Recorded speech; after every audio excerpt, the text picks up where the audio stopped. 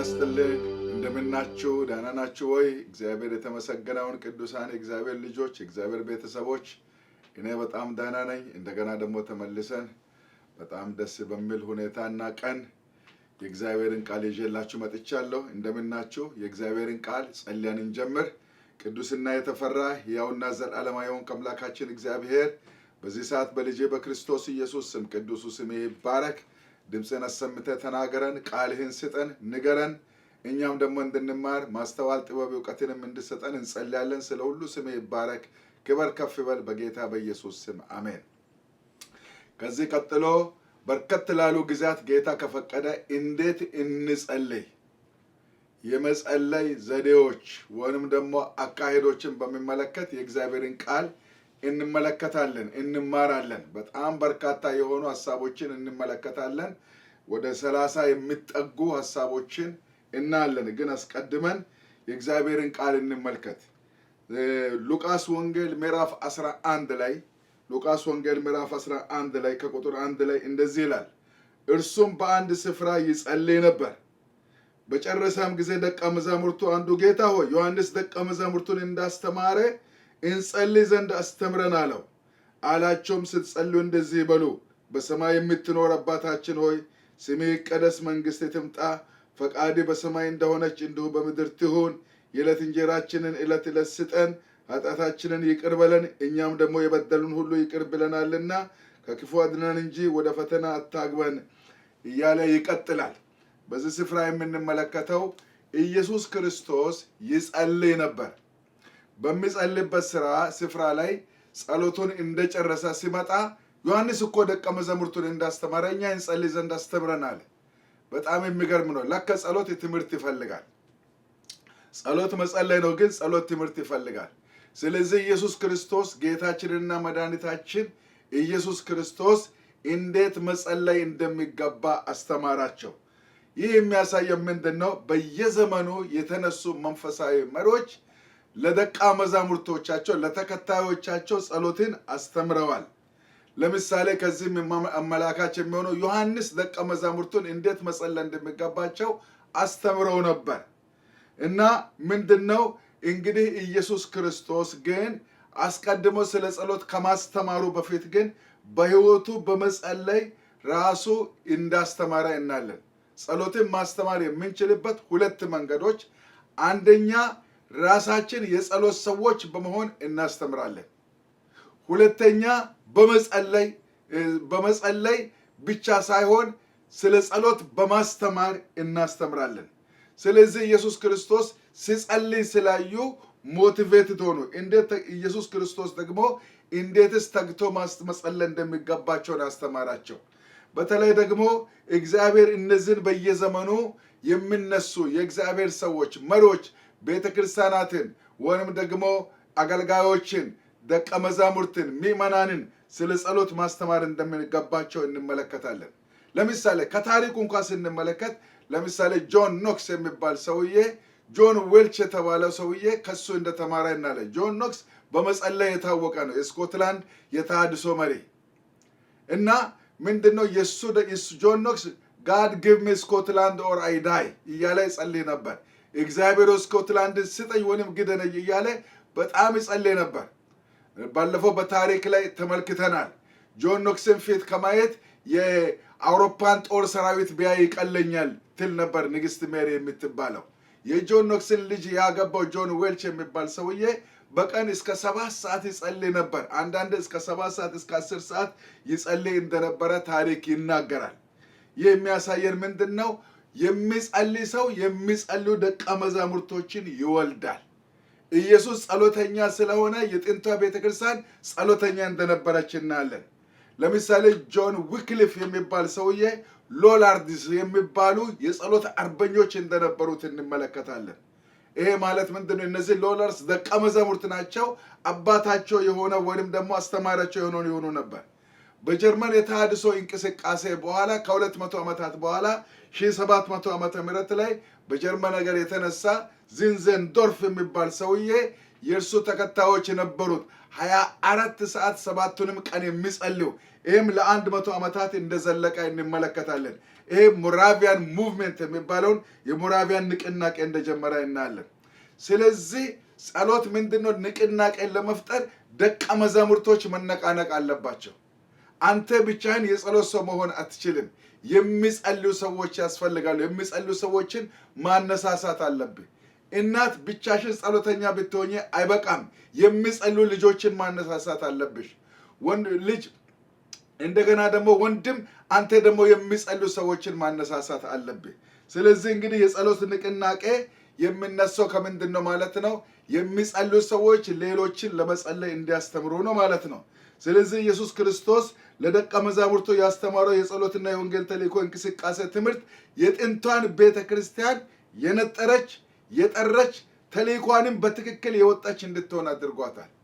አያችሁ እንግዲህ ማስተማራችን ምን ያህል ፓወርፉል እንደሆነ። ኢየሱስ ክርስቶስ 3 ዓመት ተኩል በምድር ላይ በነበረበት ጊዜ ትልቁ ዓላማው አገልግሎት አይደለም፣ ነገር ግን ነገ ዓለምን በወንጌል የሚነቀንቁትን ኃያላንን ማሰልጠን ነበር። ይህንን ስላደረገ እግዚአብሔር ተአምር ነው የሰራው። ይህንን እንግዲህ በምንመለከትበት ሰዓት ላይ እንግዲህ ጸሎት የሚያስተምሩ ሰዎችን የሚፈልግ፣ ጸሎት ማስተማርን የሚፈልግ፣ ጸሎት መልመድን የሚፈልግ፣ መማርን የሚፈልግ እንደሆነ እናያለን። እባካችሁ በዚህ ሰዓት ይህንን ቪዲዮ የምትመለከቱ ሰዎች በጌታ ፍቅር እለምናችኋለሁ፣ ትሑታን ሆናችሁ ከሌሎች ተማሩ። ከመጽሐፍ ቅዱስ መማር እንችላለን፣ ከመጽሐፍት እንማራለን። ነገር ግን ትሑታን ሆነን ከሌሎች እንማር። ይሄ በጣም አስፈላጊ እንደሆነ እንትን ለማለት እፈልጋለሁ። ስለዚህ እንግዲህ ጸሎትን በሚመለከት ምንድነው መንገዱ በሚባልበት የመጀመሪያውን ሐሳብ እንመልከት። አንደኛ አግባባዊ የሆነ የጸሎት ቅድመ ተከተል ይዞ መጸለይ። የመጀመሪያው ስትራቴጂ አግባባዊ የሆነ ቅድመ ተከተላዊ ጸሎት መጸለይ ነው። ጸሎት ስጠኝና አምጣ አይደለም። ይሄን አርግልኝ፣ ይሄን አርግልኝ፣ ይሄን አርግልኝ አይደለም። ጸሎት የሚገርማቸው ነገር ምንድነው? 7 ስቴፖች አሉት። 7 ደረጃዎች አሉት። እነዚህን ደረጃዎች እንመለከታለን። የመጀመሪያውና አንደኛው የአምልኮና የውዳሴ ጸሎት ነው። የአምልኮና የውዳሴ ጸሎት ነው። ለምሳሌ ጌታችን ኢየሱስ ክርስቶስ ቅድም ሲናገር ምንድነው? በሰማያት የምትኖር እግዚአብሔር ከፍ ባለ ቦታ የሚኖር አምላክ መሆኑን፣ ሁለተኛ ደግሞ አባታችን ሆይ ታላቅ መሆኑን፣ አባት መሆኑን፣ የሚፈራ መሆኑን፣ የሚወደድ መሆኑን፣ የሚከበር መሆኑን ያሳያል። እንደገና ደግሞ ስምህ ይቀደስ፣ ትልቅ ነው ስሙ። ይሄ ስሙ መቀደስ አለበት፣ መፈራት አለበት። ስሙ የተፈራ ነው፣ ትልቅ ነው፣ አስፈሪ እንደሆነ ያሳያል።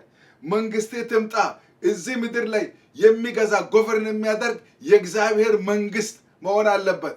ምድራዊ የኛ መንግስት አይደለም፣ የኛ ስም አይደለም፣ የኛ ዝና አይደለም፣ የኛ ክብር አይደለም፣ ገንዘባችን አይደለም። መቆጣጠር ያለበት የእግዚአብሔር መንግስት መሆኑን ይናገራል። ፈቃዴ በሰማይ እንደሆነች እንዲሁ በምድር ትሁን። በጣም የሚገርም ነው። ታውቃላችሁ፣ መገዛት ያለበት የኛ ስጋ ፈቃድ፣ የሰው ፈቃድ፣ የዓለም ፈቃድ፣ የሰይጣን ፈቃድ፣ ማናቸውም ፈቃድ ሳይሆን የእግዚአብሔር ፈቃድ ትግዛ። ይሄ ማለት ምን ማለት ነው? በጸሎቶች ሁሉ የመጀመሪያውና ዋናው እግዚአብሔርን ማወደስ ነው። በጣም የሚያሳዝነው ነገር ምንድነው ብንል፣ በእውነት ነው ይሄ ብዙ ጊዜ የተረሳ ነው። ይሄንን ጸሎት በ3 አቅጣጫ እንገልጻለን። ይሄንን የአምልኮን ጸሎት በ3 አቅጣጫ እንገልጻለን። አንደኛ እግዚአብሔር ማን እንደሆነ በመናገር ማን እንደሆነ፣ ትልቅ አምላክ መሆኑን፣ ጌታ መሆኑን፣ ኃያል መሆኑን ይፈልጋል፣ ይገባዋል። ፈጣሪ ነው እግዚአብሔር፣ ኃያል ነው እግዚአብሔር፣ የሚፈራ ነው እግዚአብሔር። ማንም ሰው ቢሆን ሊንቀጠቀጥለት የሚገባ ነው። ናቡከደነፆር ከእጄ የሚያድናቸው አምላክ እርሱ ማን ነው ባለ ጊዜ እግዚአብሔር ተቆጣ። እኔ አምላክ እግዚአብሔር ነኝ ብሎ እግዚአብሔር ሰውን እንስሳ አረገ። ሰው ሳር በላ፣ ምክንያቱም እግዚአብሔር ትልቅ ስለሆነ። ፋርዖን ደግሞ እስራኤልን ይለቅ ዘንድ እንደገና ደግሞ ድምፁንም ይሰማ ዘንድ እግዚአብሔር ማን ነው አለ። እግዚአብሔር በባህር ቀጣው። 11 ተአምራቶችን አምጥቶ እግዚአብሔር ኃያል ነኝ የሚለውን አሽመደመደው። ሰነክሬም የሚባል ሰውዬ ይሰማ ዘንድ እናንተም ትታዘዙ ዘንድ ማን ነው እግዚአብሔር አለ። እግዚአብሔር እኔ ነኝ አለ። ታላቅነቱን ገለጠ፣ ክብሩን ገለጠ፣ ኃይሉን ገለጠ፣ ስልጣኑን ገለጠ። እግዚአብሔር አንድ መልአክ ልኮ 185,000 ወታደሮቹን ጨረሰ። ከዛ በኋላ ሄደ። ኢዮሳፍጥን ስንመለከት ሲጸልይ እንደዚህ አለ፣ በሰማይ የምትኖር አምላካችን አንተ አይደለህምን? የምድርን ነገስታት የምትገዛ አንተ አይደለህምን? እግዚአብሔር ደስ አለው። ከዛ በኋላ ድብቅ ጦርን በጠላት መንደር ላይ እግዚአብሔር አመጣ። ወገኖቼ ለኛ ብዙ ነገር ሊከብደን ይችላል፣ ለአምላካችን ግን የሚከብድ ነገር የለም። በምንጸልይበት ሰዓት የኔም ማንነትና ኮንፍሮንት የሚያደርገኝ የጠላቴን ማንነት ሳይሆን የእግዚአብሔርን ማንነትና የጠላትን ማንነት ማሳየት አለብን። በጣም የሚገርማቸው ነገር የእግዚአብሔር ቃል እንደዚህ ይላል ኢሳይያስ 8:12 ላይ የሚያስፈራችሁና የሚያስደነግጣችሁ እርሱ እግዚአብሔር ይሁን። የሚያስፈራችሁና የሚያስደነግጣችሁ እግዚአብሔር እርሱ ይሁን። ከማንም ይልቅ የእግዚአብሔር የበላይነት ከግንዛቤ ውስጥ መግባት አለበት። እግዚአብሔር ትልቅ እንደሆነ ለምንድን ነው ብትሉ እግዚአብሔር ይሄ ይገባዋል እንዴ እርሱ ማን መሆኑ አንሶ እኛ ያንን ማለት ለኛ ሊከብድብን አይገባም። ስለ እግዚአብሔር ትልቅነት በጣም ኤክስፕሬስ የሚያደርጉ ነገሮች አሉ። እነዚህንም ደግሞ በአካላችን መግለጽ አለብን። ለምሳሌ በእግዚአብሔር ፊት ለጸሎት ስንቀርብ ተንበርክከን መጸለይ አለብን። መንበርከካችን ለእርሱ ዕውቅና መስጠት ነው። ይገባሃል፣ እሰግድልሃለሁ ማለት ነው። ይህንን ስላወቀ ነው ሰይጣን ብዙ ሰዎችን ለማሰገድ የፈለገው። ናቡከደነጾር ለእኔ ሐውልት ለአምላኬ ስገዱ አለ። ሲድራቅ ሚሳቅ አብደናጎ አንሰግድም፣ የምንሰግድለት አንድ ብቻ ነው አሉ። ማርዶክዮስ ለሃማ ይሰገድለታል፣ ንጉሱ ለሃማ ይሰገድለታል፣ ማርዶክዮስ ለሰው አልሰግድም አለ። የሚሰገድለት አንድ ነው። ስለዚህ ጉልበት ሁሉ ለእግዚአብሔር አብ ክብር ሊንበረከክ ይገባል። ስትጸልዩ ተንበርከኩና ጸልዩ። ውረዱ ካልጋችሁ፣ ከክብራችሁ ውረዱ፣ አትዝናኑ። እግዚአብሔር ልንቀጠቀጡለት የሚገባ ነው። መላእክት የሚንቀጠቀጡለት፣ ሰራዊት የሚንቀጠቀጡለት አምላክ ነው። የተገባ አምላክ ነው። ለምሳሌ ዳንኤል ምዕራፍ 10 ከቁጥር 5 እስከ 9 ላይ ምን ይላል? ዳንኤል የእግዚአብሔርን ክብር ባየ ጊዜ ነፍስ አልቀረለትም፣ ወደቀ። የሚገርም ነው። ባየ ጊዜ ኃይል ከቶት በግንባሩ ተደፋ ይላል። ጳውሎስ ክርስቲያኖችን እያሳደደ እስር ቤት እየከተተ በሚሄድበት ሰዓት የእግዚአብሔር ክብር ተገለጠ፣ ወደቀ። ምን ይላል? እየተንቀጠቀጠ በምድር ላይ ወደቀ ይላል። በእግዚአብሔር ፊት እየተንቀጠቀጠ ጌታው አንተ ሆይ ማን ነህ አለ። ማቴዎስ 17:1-8 ነው። ሐዋርያት የኢየሱስ ክብር በተገለጠ ጊዜ ወደቁ በምድር ላይ፣ ምክንያቱም በፊታቸው በግንባራቸው ወደቁ፣ እጅግም ፈሩ ይላል። ዮሐንስ ራእይ ምዕራፍ 1 ከቁጥር 10 እስከ 20 ላይ ሐዋርያው ዮሐንስ ትልቅ እግዚአብሔርን ክብር ባየ ጊዜ ወደቀ ይላል። ስለዚህ ይህ የእግዚአብሔር ማንነት እኛን ልጥለን ሊያንበረክከን ይገባል። እየፈራን እየተንቀጠቀጥን፣ አንደኛ ተንበርክከን፣ ሁለተኛ በስሜታችን እርሱን እየፈራን፣ ሶስተኛ ደግሞ አንተ እንዲህ ነህ እያልን የእግዚአብሔርን ማንነት እየገለጽን መጸለይ አለብን፣ ይገባዋልና።